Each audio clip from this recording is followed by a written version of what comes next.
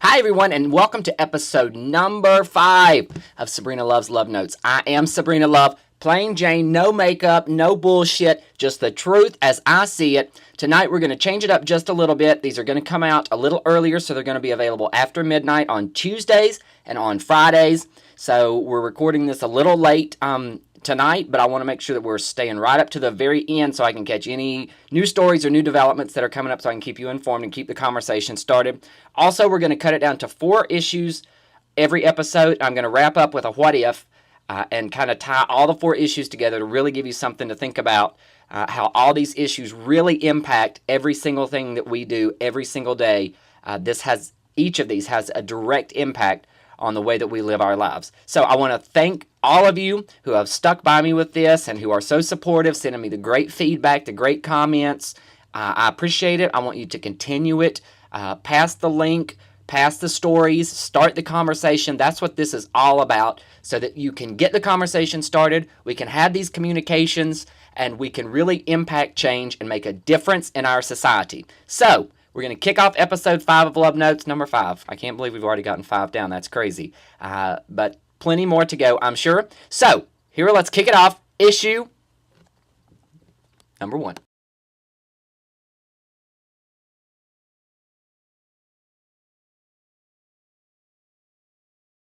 Okay, issue number 1, Dr. Robert Spitzer. This is not the first time you, Mr. Spitzer, have come across my radar in the past 10 or 15 years. So let's talk really quick about who Dr. Spitzer is. Dr. Spitzer originally, now if you'll remember, and some of you may not know, but if you'll remember, up until the early 70s, homosexuality was classified in the Journal of Mental Disorders as a mental defect, a mental illness that needed psychiatric treatment, that needed medication. It was on the list that psychiatric doctors used to classify different mental illnesses. So up until the early 70s, and in 1973, Dr. Spitzer, who's a world-famous psychologist, instituted a study to have homosexuality declassified as a mental disorder. And eventually it was declassified and taken away as a mental illness in the Journal of Psychiatric Medicines, and has no longer that stigma to it that it is a condition in the mind, which sets up the whole born this way, turned this way, chose to be this way issue. But that's not really what this is about. You all know how I feel about this, and you all know down deep inside how you all feel about this.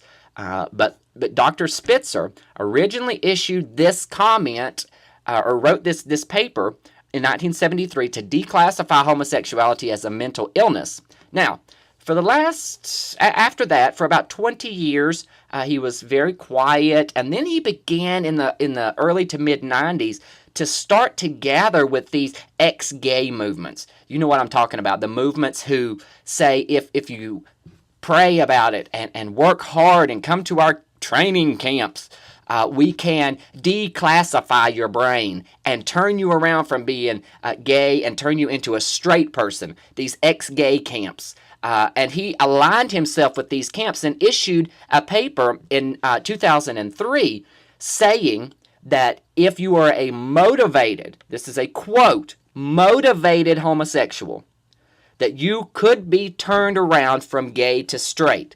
Now, I've always found it funny how they say turned around, okay? I'm not walking in a path where I need to turn around from. I know which way I'm going. I don't need someone else to tell me that the path I'm taking is the wrong path. That's not what medicine is for, and that's not what religion is for. Religion is to boost you and spiritually guide you along the path that you're on. It is not to help you change direction unless you want to change. Now, if you have something like homosexuality that is not a choice, it's not a path to walk down, it's a life to live, you can't change your life from the set that is put in your mind from birth. You cannot ask someone who is inherently straight to become or go to an ex-straight camp to become gay.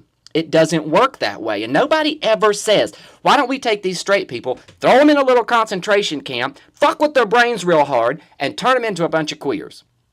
because nobody would ever believe that's possible. Yet it's so easy for people to believe that you can put a lot of gay and lesbians in the same little ex-gay camp and fuck with their brains a whole bunch and expect that they're going to turn around and walk down a different path. Well, life is not about the path that you're walking on. Life is about the road that you create for yourself. It's not something that you can be put on at different points. It is innate. It is who you are. There are paths that we take from our lives, whether we choose to be criminals or not criminals, whether we choose to be smokers or not smokers, whether we choose to be drinkers or not drinkers. These are things that deviate from each individual's life that we have a decision in making. And those are the things that religion and counseling and psychiatric care is supposed to help you with in the decisions that you make on the road of life, not to put you on a different life.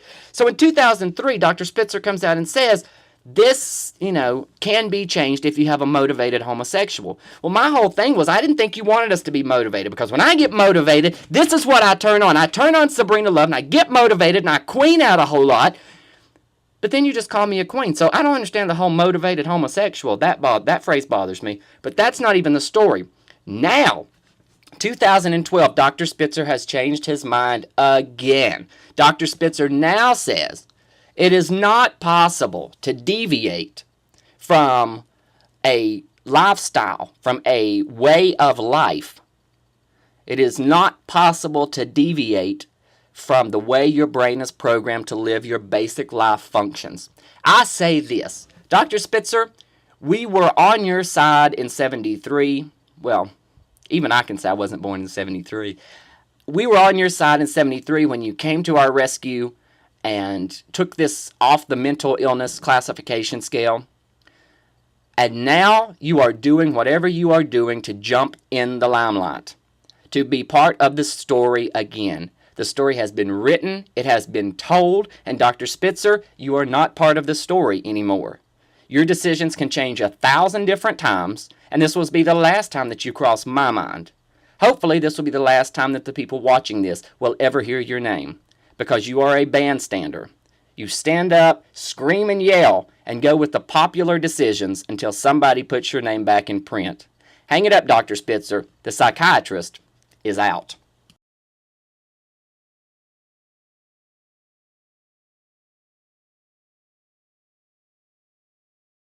All right, issue number 2, Urban Outfitters. What a strange company Urban Outfitters is. First of all, they have an abysmal record with the gay and lesbian community. They're the Advocate and several different gay and lesbian organizations, HRC, issue every year a list of the companies that are great in their support of gay rights and gay issues, and that are really terrible on the same issues. And Urban Outfitters has consistently ranked in the bottom of those categories for the retail division in those reports for years. A couple of years ago, they came out with these T-shirts that were "I support same-sex marriage." They put them in their stores, and they had a couple of complaints, so they ran and grabbed all the shirts and pulled them off the rack and said there were too many complaints. So now, here's what they've done. They issued their new catalog, and on page 2, there is a picture of 2 women in a very passionate embrace and a mouth-to-mouth kiss. Okay? No explanation, really, as to why all of a sudden they've jumped on this bandwagon and jumped on the pro-gay side again, but it has really ticked a lot of people off. There's a group called 1 Million Moms. It's a political kind of blog. It's, you know what I'm saying? It's a very online group with supposedly 1 million moms that converse back and forth on the website and have blogs and journals and grades and listings and things that happen that are important to them. And they have decided to boycott Urban Outfitters because they feel that this ad was targeted at teenagers. It was inappropriate for their customer base. And so now they're telling all their supporters to mail back their catalogs, threaten to leave. Here's my whole thing. Threaten to leave them. Leave them. We did not ask Urban Outfitters to join the club. Urban Outfitters came out with this picture in their catalog. Took even me by surprise when I saw it.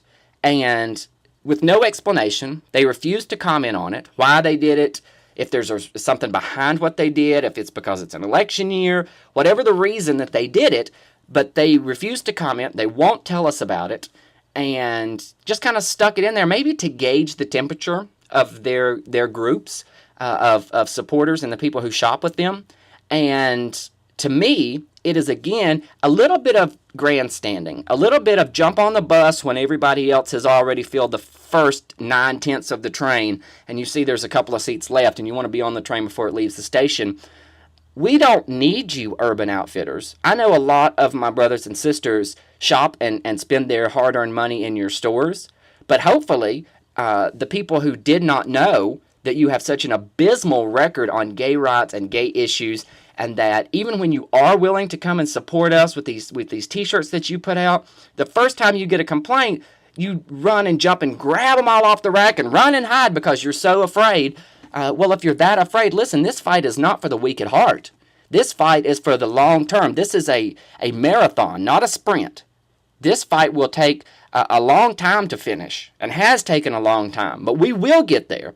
And we don't need some 9/10 of the back of the bus people jumping on at the last second just because you want to try to get our group of supporters and our group of individuals in our communities to support your product. If you don't support us, don't support us. Don't try to throw a little ad in the paper because it's cute and it's cool and expect that we're going to come and say, we forget about the past 10 years and how horrible you've been on your stance and in your policies.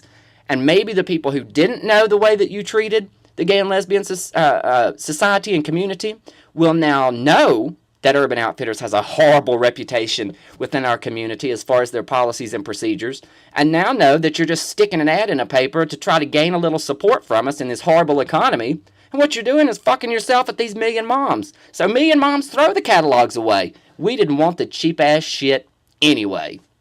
Issue number 2.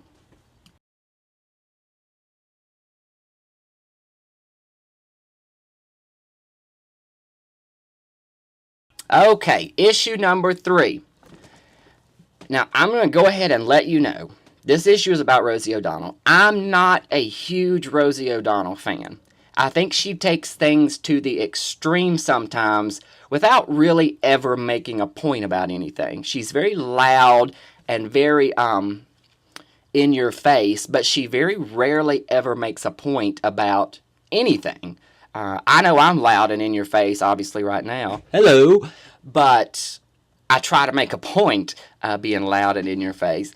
She, on the other hand, and that's just my opinion, of course, as all these issues are. But here's what happened. We're just now getting to see a video that apparently happened as she and her partner and her child, or her children, I don't know if there was more than one if there was more than one children, there was more than one child involved. I do see that it involved her child. Were leaving the Super Bowl this past year, and she confronted a street preacher. And when the video starts, she's very calm and talking to him about, you know, his salvation and his redemption with Jesus. And he really turns the tables on her, saying that she's immoral, she's a disgrace. He wants her to quote a Bible verse, and of course she quotes back Jesus wept. But, you know, he's asking her to quote Bible verses, which makes no sense. You don't need to memorize any book to know about a subject. I've never thought that you needed to know line by line and where everything... I mean, think about any other book that you have to study in college or study in your work or study at home or study for anything. Do you know line by line where you can find certain things? No, you put little sticky tabs in them, or you make little notes, or this, that, and the other. Or you do like me and just write it all on little envelopes so you can make your little notes on the side. But very few of us actually memorize line and verse of where everything is in here. So I didn't really understand what he was saying by quote a Bible verse, but she turns around and says Jesus wept, and he continues to call her immoral and corrupt. Now here's where Rosie crosses the line like she always does. Okay? She's with her children, or child, whichever it was, and you can see other children in the vicinity of her, very close, certainly within shouting distance, because she's by now 10 or 12 steps away from this guy. But you see other children with their families, and he says, you need to go home and wash dishes and do what you're supposed to do. Now, I probably, too, might have came back with something, but not the way she did. She spouted up and said, I'm going to go fuck my wife. And then he returned fire and called her a lesbian pig and this, that, and the other. Here's the thing. I think what Rosie did was right. I think she stood up for herself. She went about it calmly and compassionately to start with. The video, and nor does Rosie O'Donnell in her blogs, tell you where the conversation actually started, what started the whole confrontation. But where the video starts, it starts very nonchalant. She's very concerned and seems to care about this guy and want to speak to him on a personal note and very calm and, like we're speaking to each other now. But it escalates very, very quickly, of course, and there's some back and forth exchange. But when she has to throw out that she's going home to fuck her wife, that's why straight society thinks that all gay and lesbians do is end up in their bedroom. It goes back to when I was talking to you a couple of episodes ago about the preacher and the butt plugs. That's their perception of what we are and what we do. And we know that that's not the case. But we have a well-known gay figure who's in the public eye, who's in the media, who then defends her actions where she was told to go back to the kitchen and do the dishes, is a disgrace. And she could have came back with 1,000 things. She's a talk show host, for God's sake. She should know a quick and quitchy little comeback that she can, respond to this guy and be decisive and curt, but still keep it, in the fact that she's in the public eye. And I don't agree with the way that she responded to this. I think there's a whole lot more that Rosie could do. I think, maybe if she didn't want to be held up to this great big expectation level, then perhaps she's in the wrong business. She's a talk show host. She made it a point to come out as being a lesbian, and kudos to her. She has done some great things, but she's also really not taken a stand on the things that really matter. And this was a great stand that she could have really taken, and instead took the low-budget route out. And for that, Rosie, I say boo. Boo-boo on you.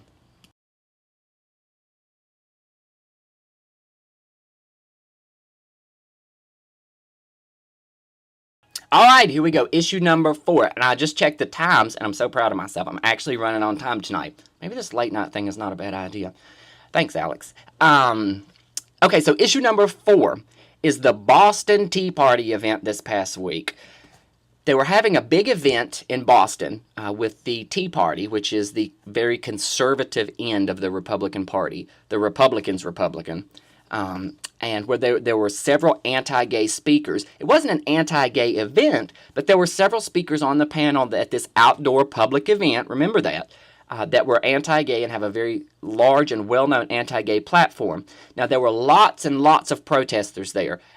There were thousands of people there from different Occupy Boston groups, different economic support groups, and people who were really protesting the whole political process and what they needed, which is part of the mantra of the Occupy project. Now, one of the groups that was there is an Occupy project called Back to Stonewall. Back to Stonewall. And it is a gay and transgender rights advocacy group. And they were there in protest of the Tea Party. But there's another group, and they were protesting something that had nothing to do with gay rights. But they were protesting, and apparently one of the Tea Partiers, or some of the Tea Partiers, you don't get a very accurate number, and this is just coming out, so this is kind of breaking. I don't have all the details, but it's very important. I wanted you to know about it. The Tea Partiers, some of them went and tore the banner down from this other group. They were carrying a banner, and they tore the banner down, and so the people that were with the Occupy Boston anti-hate, pro-gay and trans rights group, back to Stonewall, went over with some other groups to help them out as they were being attacked and assaulted by the Tea Party. And one of the Tea Party members knocked into a transgender occupier, protester, knocked her hair off and said it was by accident. And then she turned around and the police officer grabs her by the throat. And you can see, I mean, the people had enough time to stop, grab their camera, take a picture of this police officer with his hands around her throat. And it's not an easy grip. I mean, he's got a hold of her throat. And says to her, according to her, says, you need to pack up and take your shit out of here. That's exactly what they said that he said. And she said, I don't have to go. And he said, you want to make me make you go? And it kind of boiled over from there. Anyway, nobody was arrested, and they issued this photograph, and it went to the Boston Police Department. They've done nothing about it. Said they were going to do some investigations, as they do with all their day-after protests. But so far, and it's been a good 24 hours now, it was this weekend, so it's been a good 24 hours now, nothing has been done. There's been no word of issue from the Boston Police Department, no word of issue from the Boston government, and nobody seems to really be jumping upon this. But you watch. This is going to be a big, big deal if nobody says anything, if these Occupy protesters will really stand by and take the fight. This is what this is all about. Big government, big right-wing government, just oppression. We want the rich to have what the rich have, and we don't give a shit about the poor. We don't give a shit about the despondent. We don't give a shit about the middle class. Not that there is a middle class anymore, but the oppression that the Republican and the right-wing party have was focused on that chokehold. That could be their campaign slogan. The chokehold that the police officer had on that protester, that American citizen, had her by the throat. That could be Obama's ad to Romney. Stop killing us. Stop killing us with your economic policies, with your procedures, with the fact that you stonewall every initiative that we try to get through the Congress to get this country moving again, to get the revenue back in the government, to get the economy turning. Stop holding us back. And that's what the Republican Party is today. They voted down a bill that would have taxed the wealthiest 1% of America, that would have put an extra $4 billion towards the budget, which was 1/2 of 1%. 1/2 of 1% of the entire deficit is all that it would have impacted. 200-some thousand people out of nearly 300 million people in America, only 200-some thousand people would have been affected by this Buffett rule. Yet you cannot get enough Senate Democrats to vote with the Republicans, because even if all the Democrats voted for this, in which the majority of them did, you cannot get any Republican support with them, and the Democrats do not have a majority in the U.S. Senate. So they knocked down something that would have only affected 1/2 of 1% of the entire income of this country. 1/2 of 1%. If you had $100, that would be 50 cents. Okay? 50 cents out of 100 is all it would have impacted.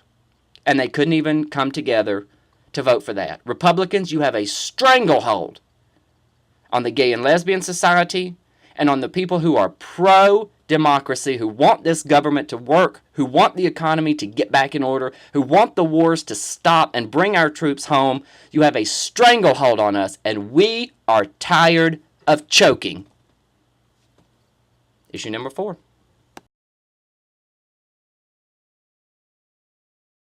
All right, this segment is now going to be called What If? And I'm going to kind of turn the tables around on the 4 issues that we just talked about and put them to you in a little different way very quickly, just so you can see what if the situation was a little bit different and didn't directly impact us, how much of a difference it might make. Our issue 1 tonight was about Dr. Robert Spitzer and the fact that he put out a report that said you cannot classify homosexuality as a mental disorder. Then he said, but you can change from being homosexual. And then he said, no, you can't change from being homosexual. Well, what if all of this related to Parkinson's disease, okay, which is both mental and physical? What if, back in the 70s, when we did not know what Parkinson's was or what it was caused from, if there was a huge movement that said, this isn't really an issue. This is not a disease. This is something of the mind, and we didn't understand it, and we need to investigate it more, which is exactly what happened. So then the years pass up, and then all of a sudden the same doctor who says that says, but if you have Parkinson's, if you wish hard enough, you can stop shaking and having the tremors and being unable to control your muscles all by yourself, if you just want to. And then came back 10, 12 years later and said, no, you can't. You cannot stop Parkinson's just by willing it away. Everybody in the world would never have let him get off the steps if he'd have said, you can change having Parkinson's if you just want it bad enough. If it's not possible with something that makes a person who the person is, if you cannot make a straight person into a gay person, what makes you think you can make a gay person into a straight one? Issue number 2 was about Urban Outfitters. What if this picture was of a 12-year-old boy and a 12-year-old girl? Or, you don't want to go that young, say it was a 14-year-old boy and a 14-year-old girl. In a lip-to-lip kiss, fully clothed, lip-to-lip kiss. Would these same 1 million moms have stopped for 5 seconds to think that maybe that's inappropriate for other children? That maybe they don't need to see a magazine with 14 or 12 or whatever age group you think is inappropriate. If they saw them in a passionate kiss, would they think that was inappropriate, or would they have flipped the page and kept going about their business? It's a corrupt standard of living. It's a corrupt standard of principles that people have that think that because it is one set of people doing one thing, that it is objectionable to someone else. Okay? There are plenty of things that are objectionable. So if you're going to object to one group doing something, object to all groups that are doing something inappropriate. Object to half the things that are on the Disney Channel. Object to half the things that our kids are exposed to in video games every day. Object to that, 1 million moms. And then issue number 3 was about Rosie O'Donnell. What if this wasn't about a gay issue?